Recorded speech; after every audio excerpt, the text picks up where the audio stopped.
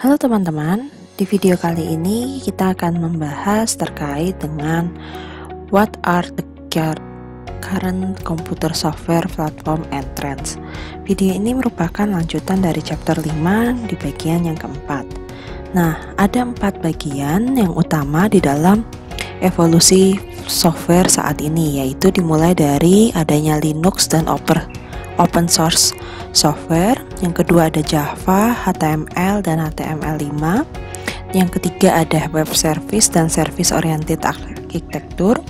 Dan yang keempat adalah software outsourcing dan cloud service.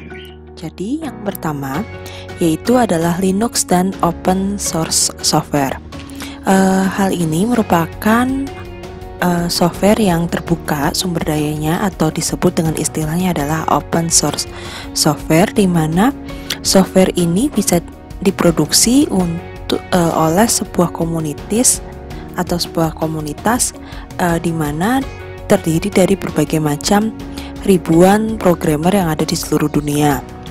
Lalu kemudian opensource.org atau open source software ini biasanya lebih free dan bisa dimodifikasi oleh semua orang yang akan menggunakannya dengan menggunakan original code yang sudah tersedia secara free juga. Lalu selanjutnya open source software ini didefinisi itu dia tidak membutuhkan yang namanya kebutuhan operating system tertentu atau hardware teknologi tertentu. Nah, sebagai contoh di sini untuk open source software itu ada Linux, lalu ada Mozilla, lalu ada Apache OpenOffice Desktop, lalu ada Google Android juga, dan ada Chrome Web. Nah, selanjutnya open source software ini atau Linux itu merupakan biasanya dia terkait dengan operating system yang berhubungan dengan Unix. Lalu Linux ini dia bisa diaplikasikan di dalam cellphone, smartphone, tablet komputer, dan elektronik konsumer lainnya. Selain itu, Linux pun juga tersedia dalam bentuk free sehingga mudah di-download dan di-downloadnya menggunakan internet, serta di sini dia lebih kepada low cost atau biayanya itu rendah. Nah, ini seperti ini teman-teman tampilan dari Linux. Jadi kotak-kotak, lalu biasanya dia berlogo penguin seperti ini. Nah, ini bentuk dari tampilan Linux di suatu desktop. Selanjutnya kita masuk ke bagian yang kedua, yaitu adanya Java, HTML, dan HTML5. Nah, Java ini sebenarnya merupakan operating system yang independen. Lalu dia juga disebut juga dengan prosesor independen dan object oriented program language, dan ini diciptakan oleh Sun Microsystems. Jadi dengan kata lain, Java ini selain bisa digunakan untuk operating system, dia juga bisa digunakan sebagai bahasa pemrograman untuk menciptakan suatu program. Nah, tentunya Java ini bisa diimigrasikan atau dimigrasikan ke dalam mobile phone, tablet, dan automobile. Lalu ada music player dan mesin game juga. Lalu Java software ini diciptakan untuk menjalankan suatu komputer atau device computing yang lain, dan tentunya berarti membutuhkan microprocessor atau operating system untuk dijalankan. Nah, selanjutnya Java developer ini dia bentuknya lebih kecil atau bisa juga ditanamkan atau di-embeddedkan di dalam bentuk tampilan web page yang sehingga bisa di-download, dan tentunya ketika ditampilkan di dalam bentuk web browser ini akan lebih mudah menggunakannya karena dalam bentuk grafik.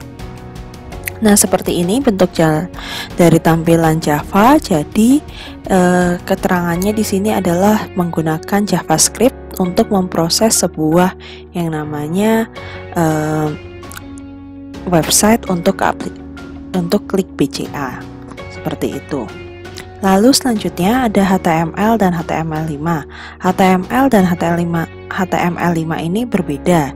Jadi kalau HTML5 ini sebenarnya merupakan halaman untuk mendeskripsikan suatu teks, grafik, video, atau suara. Lalu kemudian dia biasanya dalam bentuk link yang digunakan untuk meng-highlight suatu grafik atau lebih kepada adanya dokumen juga. Sedangkan HTML5 ini biasanya embedded di dalam image atau audio di dalam video. Jadi kedua hal ini berbeda, yang satu menjelaskan suatu tampilan, yang satunya lagi ditanamkan di dalam yang namanya gambar, audio, ataupun video. Nah, ini perbedaannya teman-teman jika teman-teman menggunakan tiket kereta api.go.id. Ketika nanti diklik kanan diekspansikan, jadi ada beberapa bahasa pemrograman HTML ini digunakan untuk menjelaskan setiap bagian yang ada di dalam website ini, mulai dari informasi jadwal, lalu tanggal, stasiun asal, dan sebagainya. Sedangkan HTML5 ini biasanya ketika kalian mau mendownload sesuatu, misal contoh dari website KISS Asian Drama. Di sini ketika kita mendownload, dia akan, dengan kata lain, HTML5 ini akan diembeditkan di dalam video tersebut, seperti itu. Nah, selanjutnya ada yang ketiga adalah web service dan service oriented architecture. Jadi web service ini merupakan dia software komponen yang merubah informasi untuk digunakan oleh semua orang, dan dengan kata lain ini menggunakan standar dan bahasa yang bisa diterima semua orang. Nah, web service ini disebut juga dengan namanya adalah XML, atau dengan kata lain dia berkaitan dengan World Wide Web. Nah, dengan kata lain, di sini juga bisa termasuk ada HTML, lalu ada XML juga, dan jelas kalau untuk HTML tadi sudah dijelaskan untuk menjelaskan tampilan data dari suatu web page, sedangkan XML ini bisa digunakan untuk menspesifikasikan harga, tanggal, ataupun kode pos. Nah, selanjutnya XML ini ternyata bisa dimungkinkan untuk dimanipulasi dan diinterpretasikan guna untuk membantu suatu atau operasi data tanpa adanya dari human intervention. Nah, selanjutnya untuk di bagian service ini ada istilah yang namanya adalah service oriented architecture, atau dengan kata lain di sini dia bisa digunakan untuk self content service untuk mengkomunikasikan dengan orang lain. Jadi dengan kata lain juga berarti setiap SOA atau self oriented architecture SOA ini dia dikembangkan untuk dikombinasikan oleh seseorang untuk nantinya bisa digunakan oleh orang banyak, seperti itu. Nah, selanjutnya ada terkait dengan software outsourcing atau cloud service. Jadi dengan kata lain ini dimungkinkan untuk dibeli ataupun disewa. Selanjutnya untuk software package dan enterprise software, di sini lebih kepada kalau software package ini ditulis untuk lebih kepada diciptakan secara komersial, digunakan untuk kebutuhan dari perusahaan itu sendiri. Nah, tentunya contohnya dari software package ini adalah enterprise, yaitu seperti tampilan SAP atau lebih kepada sistem application product. Nah, di sini dia diciptakan secara tampilannya itu package, sehingga nanti orang ketika menggunakan itu akan lebih mudah. Nah, tentunya dengan kata lain ketika nanti menggunakan SAP ini bisa dihubungkan antara bagian Customer Relationship Management dan Supply Chain Management juga, serta di bagian dari pihak perusahaan. Jadi software ini bisa menghubungkan antara pihak eksternal dengan internal di perusahaan tersebut. Lalu kemudian software outsourcing ini lebih dimungkinkan kepada orang yang mungkin ada ketercukupan biaya, sehingga lebih kepada yaitu mengkontrak atau mendatangkan dari perusahaan luar agar lebih menghemat biaya gaji juga, seperti itu. Nah, di sini ada kaitannya dengan cloud-based software service and tools. Jadi dengan kata lain, cloud-based software ini biasanya mengandalkan suatu server yang di-host untuk menyimpan suatu data, dan tentunya ini akan lebih murah. Jadi ketika teman-teman membuat suatu website, itu akan ada yang namanya dibutuhkan untuk menyimpan suatu data di dalam tampilan cloud atau di hostingnya, agar lebih bisa murah dan lebih digunakan untuk bisa dalam tampilan website juga. Lalu ada yang disebut juga dengan namanya mashup dan apps. Kalau mashup itu lebih kepada software komponen yang bisa di custom dan digunakan untuk menampilkan informasi kepada orang lain, dan tentunya di sini merupakan gabungan antara personal atau pribadi dengan pekerjaan tugas. Sedangkan apps itu bisa ditemukan di mana saja, terus kemudian bisa di-download menggunakan internet dan bisa digunakan oleh mobile phone atau diinstal di mobile phone teman-teman dan tablet, seperti itu.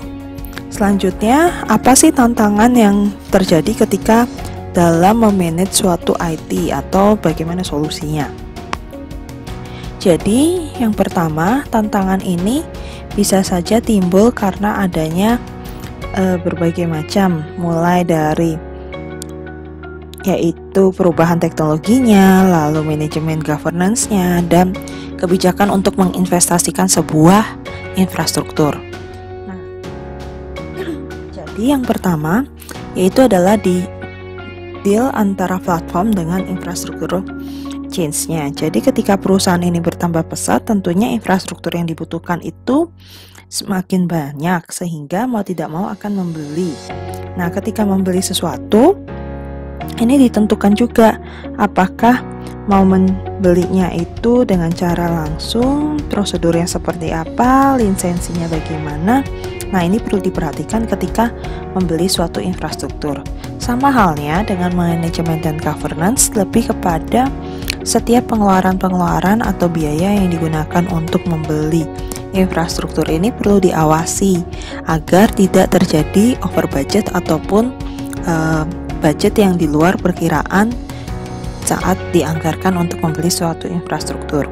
Selanjutnya untuk yang ketiga yaitu lebih kepada making wise infrastructure investment. Jadi dalam menginvestasikan suatu infrastruktur baik hardware ataupun software, di sini perlu dengan kata lain wise atau bijaksana, disesuaikan dengan kebutuhannya. Jangan sampai asal butuh lalu kemudian beli dan akhirnya ini adalah buang-buang uang, seperti itu. Nah, selanjutnya di dalam terakhir di bagian ini juga ada yaitu total cost dan teknologi aset ini, di mana harus memperhitungkan biaya yang langsung dan tidak langsung untuk mengimplementasikan suatu teknologi. Jadi ketika kita mau mengimplementasikan suatu teknologi harus diperkirakan apakah nanti harus perlu training suatu karyawan atau perlu yang namanya maintenance support dari setiap instalan aplikasi, atau misalnya kalau lagi ada error, lagi down servernya, apakah perlu memanggil orang untuk memperbaikinya, seperti itu juga. Jadi total cost of ownership of teknologi assets lebih kepada di sini memperhitungkan adanya biaya langsung dan tidak langsung ketika menginvestasikan suatu infrastruktur. Nah, yang terakhir dari bagian chapter 5 adalah lebih kepada adanya persaingan di dalam model IT infrastruktur investment. Jadi ketika posisinya kita ada di dalam perusahaan gitu ya, di dalam perusahaan ini kalau mau menginvestasikan suatu infrastruktur IT, dilihat dulu apakah ada permintaan dari pasar atau customer terkait dengan adanya suatu produk di dalam perusahaan kita. Sebagai contoh, Misal di perusahaan kita ini dibutuhkan suatu produk lebih kepada yaitu customer ingin mendapat yang namanya respon ketika nanti ada komplain. Nah, berarti diperlukan seperti apa softwarenya. Lalu kalau oke, dilihat lagi bisnis strateginya masuk nggak. Jangan asal membeli suatu software asal memenuhi kebutuhan konsumen, tetapi ternyata strategi bisnis kita tidak masuk. Nah, ini tidak bisa juga. Lalu setelah bisnis strategi dicek kira-kira nanti apakah ketika kita mengeluarkan biaya itu akan dapat benefitnya atau tidak. Ketika dapat benefit dan dapat kerugian seperti apa, waktunya berapa lama, berarti nanti kalau sudah diperkirakan barulah masuk ke bagian penerapan dari information teknologinya.